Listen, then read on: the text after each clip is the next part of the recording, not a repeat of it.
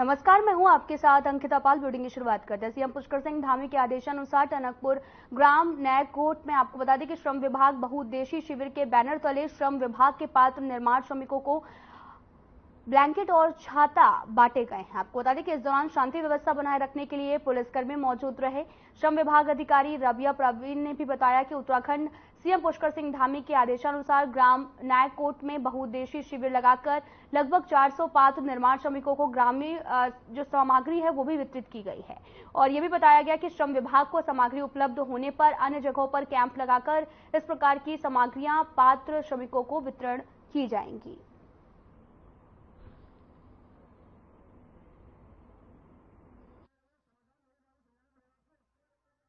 ये ऐसा नहीं है कि महिलाओं को वितरण की जा रही है। जो भवन एवं सन्निर्माण अन्य सन्निर्माण कर्मकार अधिनियम कल्याण बोर्ड द्वारा जो पंजीकृत निर्माण श्रमिक होते हैं, ये सामग्री उनके लिए वितरित की जा रही है। और ये माननीय मुख्यमंत्री जी हमारे धामी जी द्वारा ये सामग्री वितरण के आदेश है और इसलिए ये सामग्री आज यहाँ पर लगभग 400 निर्माण श्रमिकों को हम सामग्री वितरण करेंगे। क्या पात्र लोगों को जो अन्य गाँवों में भी जो ये कार्यक्रम चलाया जाएगा? बिल्कुल सर, जैसे जैसे हमारी सामग्री हमें प्राप्त होती रहेगी, हम वैसे ही अन्य ग्रामीण क्षेत्रों में और जहाँ जहाँ हमारे पात्र निर्माण श्रमिक हैं, हम सबको सामग्री वितरण करेंगे।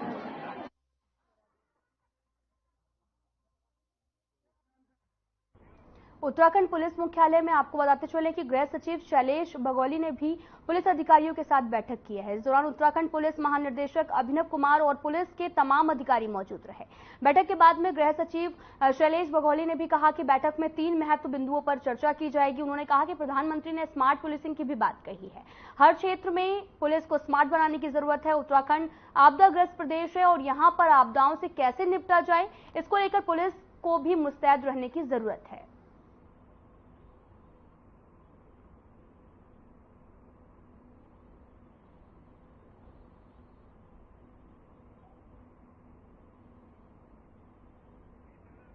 आपको बताते चले कि खबर देहरादून से है, जहां पर पुलिस महानिदेशक भी मौजूद रहे। आप तस्वीरें भी देख सकते हैं जहां पर मीटिंग का आयोजन किया गया और पुलिस अधिकारियों के साथ ये बैठक आयोजित की गई है।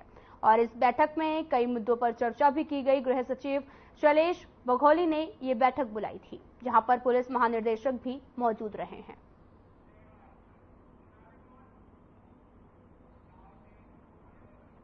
सुप्रीम कोर्ट ने चुनावी बॉन्ड योजना को असंवैधानिक बताते हुए निरस्त कर दिया है। इलेक्टोरल बॉन्ड वित्तीय तरीका है जिसके माध्यम से राजनीतिक दलों को चंदा दिया जाता है। केंद्र सरकार ने सियासी दलों को चंदा देने के लिए यहां पर योजना शुरू की है।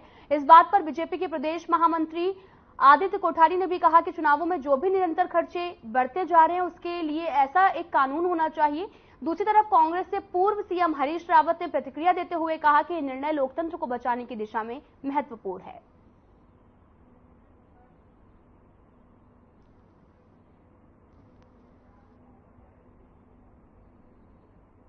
इसके लोकतंत्र को कहीं न कहीं पर नुकसान पहुंचा रहे, तो इसके लिए ये एक निश्चित रूप से एक संहिता, ये कोड कुछ न कुछ निश्चित रूप से बनना चाहिए, जिससे कि जनता का जो मत है वो मत एक सही सरकार को चुन सके, सही जनप्रतिनिधि को चुन सके।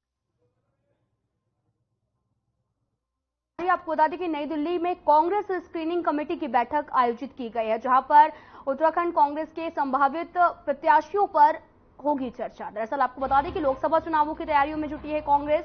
उत्तराखंड प्रदेश प्रभारी कुमारी शैलजा भी मौजूद, कमेटी अध्यक्ष भगत चरण दास भी बैठक का हिस्सा रहे।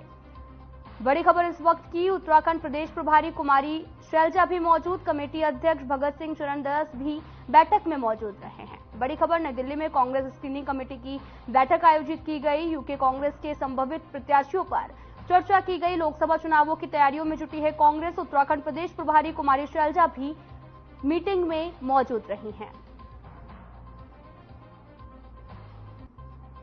बनभूलपुरा में हुई हिंसा में उपद्रवियों ने तांडव मचाते हुए पुलिस और सरकारी कर्मचारियों पर पथराव कर उनको घायल करने के साथ साथ आगजनी और वाहनों को क्षतिग्रस्त कर निजी और सरकारी संपत्तियों को नुकसान पहुंचा रहे थे। आपको बता दें कि बनभूलपुरा में हुई हिंसा में उपद्रवियों ने करीब 100 छोटी बड़ी गाड़ियों को जलाकर खाक कर दिया है, जबकि 50 से अधिक छोटी बड़ी गाड़ियों को तोड़फोड़ कर क्षतिग्रस्त भी किया गया। और आपको बता दें कि ऐसे में नुकसान की भरपाई के लिए लोग इधर उधर भटक रहे हैं।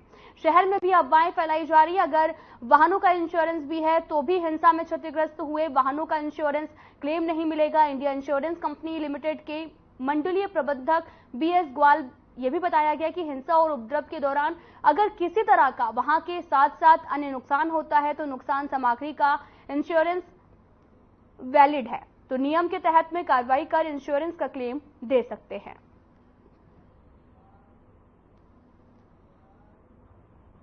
नहीं, ये बात गलत है कि मोटर जो इंश्योरेंस होता है तो इसमें लगभग मतलब जो है ऑल रिस्क कवर होता है, तो ये तो कवर है ही, ये कवर होता है। ये अफवाह ना समझें इसको जो अपने प्रॉपर ढंग से जो है अपना दावा की सूचना दे कंपनी को और FIR की कॉपी दे हमको, तो आप क्लेम लॉन्च कर सकते हैं किसी कंपनी से का, बशर्ते आपका जो गाड़ी नुकसान हुआ, आपका फायर हुआ है, आग जली है, तो उसका गाड़ी का आइडेंटिफिकेशन होना चाहिए, मतलब गाड़ी नंबर या चेसिस नंबर उसको कंपनी को दिखाना पड़ेगा, तभी क्लेम मिलेगा। हल्द्वानी के नगर निगम सभागार में आपको बता दें कि जिलाधिकारी की अध्यक्षता में गणमान्य लोगों की बैठक हुई है और इस दौरान जिलाधिकारी वंदना सिंह और वरिष्ठ पुलिस अधीक्षक प्रहलाद नारायण मीणा सहित सभी प्रशासनिक अधिकारी मौजूद रहे। पिछले दिनों हुई वनभूलपुरा हिंसा के बाद में शहर के हालात सामान्य करने और शांति व्यवस्था बनाए रखने को लेकर सभी लोगों ने प्रशासन का साथ दिया है। साथ ही भविष्य में इस तरह की घटना दोबारा ना हो, इसके लिए जिला प्रशासन को अपने अपने स्तर से सुझाव भी दिए गए। जिलाधिकारी वंदना सिंह ने भी बताया कि अतिक्रमण हटाने के दौरान जो भी हिंसा हुई है उस पर कानूनी रूप से सख्त कार्रवाई की जाए, लेकिन अब प्राथमिकता हल्द्वानी शहर के जन सामान्य को बेहतर माहौल देना की बात हुई है। आपको बता दें कि लिहाजा लोगों से भी अपील की जा रही कि वह आपस में भाईचारा बनाकर रखें।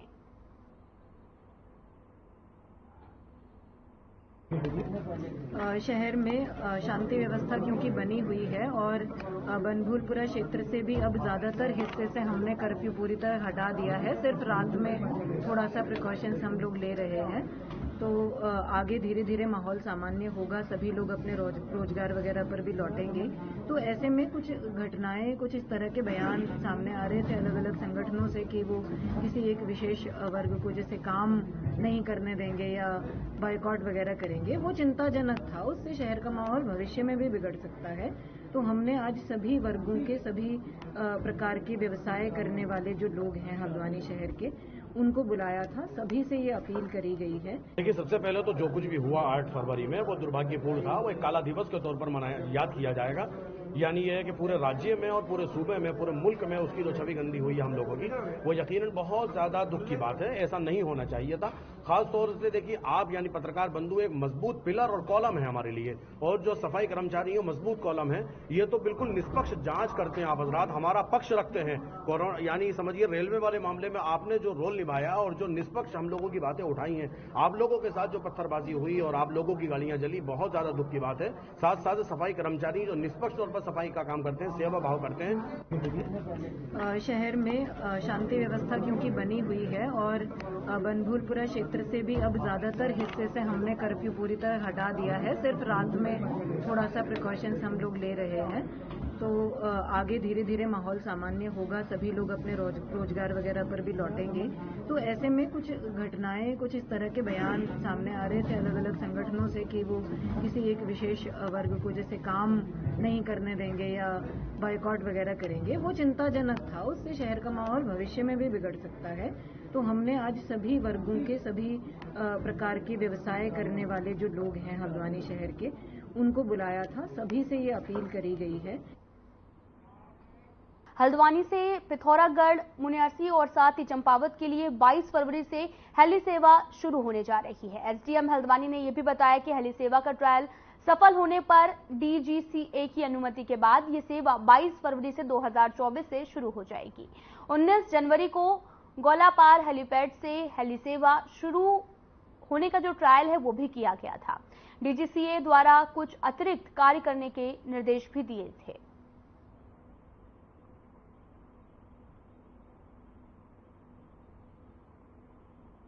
देखिए, हेरिटेज एविएशन द्वारा यहाँ गोलापार हवाई अड्डे से जो हमारा हेलीपैड है, इससे मुंशियारी, पिथौरागढ़ और चंपावत 3 स्थानों के लिए हेली सेवा प्रारंभ की जा रही है। 22 तारीख से ये हेली सेवा प्रारंभ होने जा रही है। इसमें एक हेली डेडिकेटली यहीं रहेगा और 2 उड़ान मुंशियारी के लिए, 2 उड़ान पिथौरागढ़ के लिए और 2 उड़ान चंपावत के लिए ये लेगा। साथ ही जैसा एविएशन वाला, हेरिटेज एविएशन वाला द्वारा बताया गया है कि 2500 रुपये इनका किराया चंपावत के लिए, 3000 पिथौरागढ़ के लिए और 3500 रुपये मुंशियारी के लिए नियत किया गया। खबर उधम सिंह नगर से है, जहां पर उत्तराखंड और उत्तर प्रदेश के बंगाली समाज को अनुसूचित जाति का पूर्ण दर्जा मिलने की उम्मीद जगी है, जिसको लेकर बंगाली महासभा की बैठक हुई और इसकी जानकारी बंगाली महासभा के प्रदेश अध्यक्ष ने दी है। इस दौरान बंगाली महासभा के प्रदेश अध्यक्ष राजकुमार शाह ने भी कहा कि देश के विभाजन के बाद में लाखों हिंदू बंगाली समाज के लोगों को उत्तराखंड और उत्तर प्रदेश में बसाया गया था, परंतु भारतवर्ष के 8 राज्यों में बंगाली समाज के कुछ उपजातियों को अनुसूचित जाति का पूर्ण दर्जा प्राप्त है। इस दौरान उन्होंने ये भी कहा कि राष्ट्रीय अनुसूचित आयोग के अध्यक्ष अरुण हल्दर ने भी केंद्र सरकार और दोनों प्रदेश सरकार से संबंधित विभागों के अधिकारियों को 1 महीने के भीतर उत्तराखंड और उत्तर प्रदेश में बसे बंगाली समुदाय को अनुसूचित जाति का पूर्ण दर्जा दिए जाने का आदेश पारित कर दिया है। आपके माध्यम से आदरणीय नरेंद्र मोदी, अमित शाह जी का धन्यवाद करना चाहूंगा कि उन्होंने हमारी व्यथा को सुना, जाना और सीए लागू होने जा रहा है। और सीए के साथ साथ जो हम लोग अखंड भारत के नागरिक हैं, हम लोग अपने मन से नहीं आए, हमको जंगल में लेकर डाल दिया गया, हमको मारने के लिए छोड़ दिया गया, लेकिन कहीं ना कहीं मोदी जी हमारी बात को समझेंगे, हमारी व्यथा को समझेंगे और हमको जो 8 राज्यों में हमको अनुसूचित जाति का दर्जा मिला हुआ है और हमारे भेदभाव करके हमारे बच्चों को तो अनुसूचित जाति का दर्जा मिला है, लेकिन हमको नौकरी में ये आरक्षण नहीं है, हमारे साथ भेदभाव हुआ है। बंधुओं को नमस्कार। आज हमने बंगाली महासभा उत्तराखंड उत्तर प्रदेश ने एक रिट पिटीशन दायर किया था राष्ट्रीय अनुसूचित जाति आयोग में। जैसा कि आपने कहा अखंड भारत, हम अखंड भारत के लोग थे जो माइग्रेटेड होके इस उत्तराखंड और उत्तर प्रदेश के कई जिलों में हमें बसाया गया, जहां हमें भूमि और सब दिया गया। हमें वहां उत्तर प्रदेश होते समय हमें मात्र छात्रवृत्ति के लिए एससी का दर्जा दिया गया, जिससे हमारे लोग बच्चे पढ़ सके। पूर्ण दर्जा हमें नहीं प्राप्त हुआ।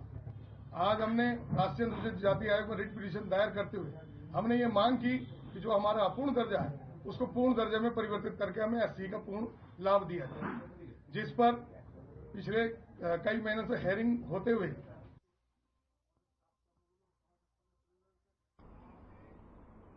तो वहीं उत्तराखंड बस ऑपरेटर महासंघ के बैनर तले मलिक और साथ ही आपको बता दें कि चालकों के साथ में टैक्सी संचालकों ने नटराज चौक पर सांकेतिक जाम लगाया है। पहाड़ी क्षेत्र में उत्तराखंड परिवहन निगम की अनुबंधित बसें संचालित होने से प्राइवेट बस मालिक और चालक में नाराजगी है और साथ ही आपको बताते चले कि सूचना मिलते ही पुलिस मौके पर पहुंची। पुलिस ने जाम खुलवाने का प्रयास किया और नायब तहसीलदार के माध्यम से मालिक और चालकों ने आपको बता दें कि मुख्यमंत्री को एक ज्ञापन भी भेजा, जिसमें उत्तराखंड परिवहन निगम की अनुबंधित बसों का संचालन पहाड़ पर रोकने और टैक्स वृद्धि नहीं करने की मांग की है। मांग पूरी नहीं होने पर उत्तराखंड बस ऑपरेटर महासंघ ने सभी टैक्सी वाहनों के साथ में मिलकर पूरे राज्य में चक्का जाम कर धरना प्रदर्शन की चेतावनी दी है।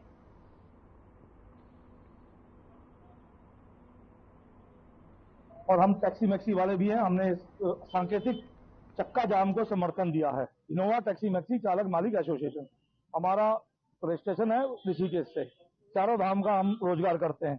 पर यहाँ पे अभी कुछ सालों से, 1 साल से ओला उबेर को भी परमिशन दे दी गई है, यानी कि हमारा जो रोजगार है, हमारे लोकल लोगों का रोजगार जो है वो बड़ी कंपनी वालों को दे दिया गया है। तो इसका भी हम विरोध करते हैं और जो टैक्स वृद्धि हुई है उसका भी विरोध करते हैं। तमाम प्रकार की रेडियो टैक्सी जो इस प्रकार चल पड़ी है उत्तराखंड में, उसके चलने से यहाँ के जो लोकल समुदाय के लोग हैं, जिन्होंने अपने घर जमीन बेच करके जो गाड़ियां ले रखी हैं, अपनी जमीन बेच करके का मतलब है कि अपना सब कुछ दांव पे लगा देना।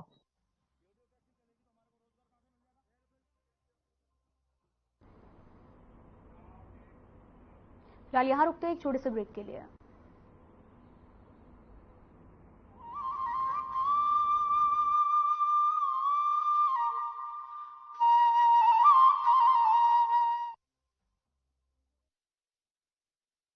परिवार के एक सदस्य के लिए एक कानून हो, परिवार के दूसरे सदस्य के लिए दूसरा कानून हो, तो क्या वो घर चल पाएगा क्या? फिर ऐसी दोहरी व्यवस्था से देश कैसे चल पाएगा? हमें याद रखना है कि भारत के संविधान में भी नागरिकों के समान अधिकार की बात कही गई है। प्रधानमंत्री जी के मार्गदर्शन में उत्तराखंड के मुख्यमंत्री श्री पुष्कर सिंह धामी ने समान अधिकारों के संकल्प की सिद्धि में महत्वपूर्ण कदम बढ़ाकर एक नया इतिहास रच दिया है। आजादी के बाद देश का पहला समान नागरिक संहिता विधेयक उत्तराखंड विधानसभा में पारित हो गया है, जिसके साथ Uttarakhand uniform civil code bill pass करने वाला देश का पहला राज्य बन गया है। उत्तराखंड में एक ऐसे काम की शुरुआत हो रही है, एक ऐसा काम आगे बढ़ रहा है जिसकी प्रतीक्षा देश को लंबे समय से थी। इसमें जहां मैं अपने नेतृत्व का धन्यवाद करना चाहता हूं कि उन्होंने हमारा मार्गदर्शन किया, आदरणीय प्रधानमंत्री जी का, साथ ही साथ मैं उत्तराखंड की देवतुल्य जनता का भी मैं दिल से उनका आभार व्यक्त करना चाहता हूं, उनको प्रणाम करता हूं, नमन करता हूं। विधेयक में एक समान सामाजिक नियम लागू करके सभी भेदभाव और कुरीतियां समाप्त करने का प्रावधान है। विधेयक में सभी धर्म समुदायों में विवाह, तलाक, गुजारा भत्ता और विरासत के लिए एक ही कानून का प्रावधान है। समान नागरिक संहिता विधेयक लैंगिक समानता को बढ़ावा देने और सभी नागरिकों के लिए कानूनी प्रक्रिया को सरल और सुलभ बनाने में बेहद महत्वपूर्ण है। हर उत्तराखंड वासी को बराबरी का अधिकार दिलाने के लिए राज्य सरकार प्रतिबद्ध है। समान नागरिक, समान अधिकार।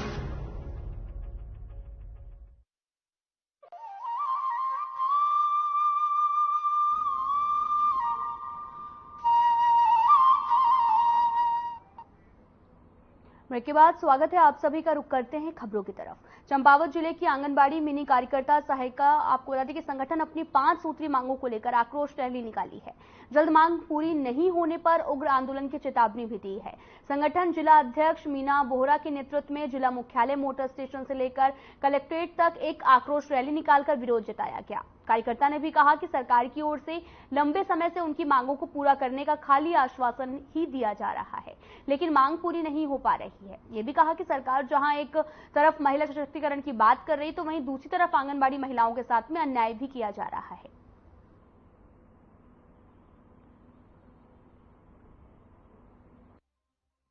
सहायिका के संगठन से आज चंपावत डिस्ट्रिक्ट में हम बहुत समय से आंगनबाड़ी अपनी मांगों को लेकर सरकार के आगे आई है, लेकिन सरकार ने हमारी मांगों को अभी तक नहीं सुना है। और जहां तक सरकार कहती है कि महिला सशक्तिकरण की बात करती है, ये विभाग महिला सशक्तिकरण है, लेकिन हमारी सरकार हम महिलाओं के ऊपर ही शोषण कर रही है। हम कह रहे हैं कि हमारा जो 600 रुपये जो उचित मानदेय है, 18,000 रुपये हमें मानदेय दिया जाए और सेवानिवृत्त होने के बाद हमें 2 लाख रुपये हमारे बहनों को दिया जाए, क्योंकि जो जीवन हम लोग इसमें काट रहे हैं उसके बाद जब हम रिटायरमेंट हो जा रहे हैं तो हमें कुछ नहीं मिल रहा है। और सरकार से जो भी हमारी मांगे हैं, अगर सरकार हमारी ये मांगों को पूरी नहीं करती है तो हम लोग उग्र आंदोलन में तैयार रहेंगे।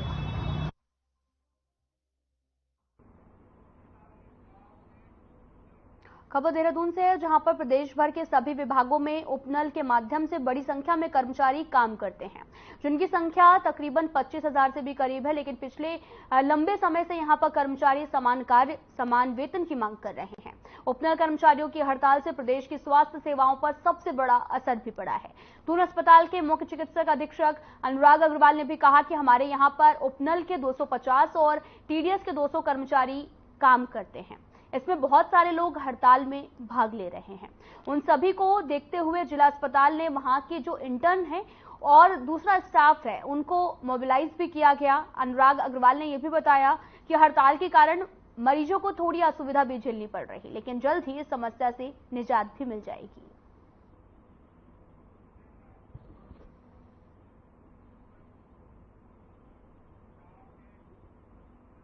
उत्तराखंड में एक बार फिर से मौसम बदलने की संभावना जताई जा रही है। मौसम विभाग ने 18 फरवरी की शाम से जिलों में बारिश के भी आसार जताए हैं और 19-20 फरवरी को पूरे राज्य में आपको बता दें कि बारिश, जबकि हर्षिल औली समेत 2800 मीटर से अधिक ऊंचाई वाले स्थानों पर बर्फबारी भी हो सकती है। इसके लिए ऑरेंज अलर्ट भी जारी किया गया। मौसम विभाग के निर्देशक डॉक्टर विक्रम सिंह के मुताबिक आज शनिवार को मौसम शुष्क भी रहेगा और जबकि रविवार को उत्तरकाशी, चमोली, पिथौरागढ़ के कुछ इलाकों में बारिश और आकाशीय बिजली चमकने की भी संभावना है। 19 और 20 फरवरी को पूरे राज्य में बारिश के आसार हैं और 2 दिन तक उत्तरकाशी, चमोली, रुद्रप्रयाग, पिथौरागढ़ और बागेश्वर के कुछ इलाकों में भारी बारिश और ओलावृष्टि हो सकती है। साथ ही 2800 मीटर से अधिक ऊंचाई वाले इलाके बर्फबारी होगी।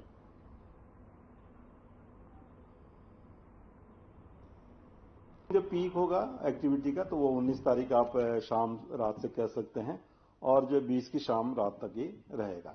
तो पीक एक्टिविटी इस दौरान है, लेकिन फिर उसके बाद 21-22 में भी हल्की से मध्यम बारिश वगैरह वो सब रहेगी।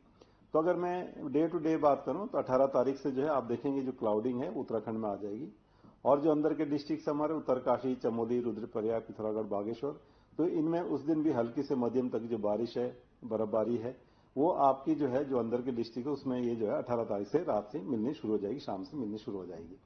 हालांकि ये कहूंगा कि जो उसका डिस्ट्रीब्यूशन और कुछ जगहों तक ही रहेगा उनमें। और बर्फबारी की जहां तक बात है तो वो आप कह सकते हैं कि 3000 मीटर या 3200 मीटर के ऊपर ही वो करीब करीब उस दिन रहेगी।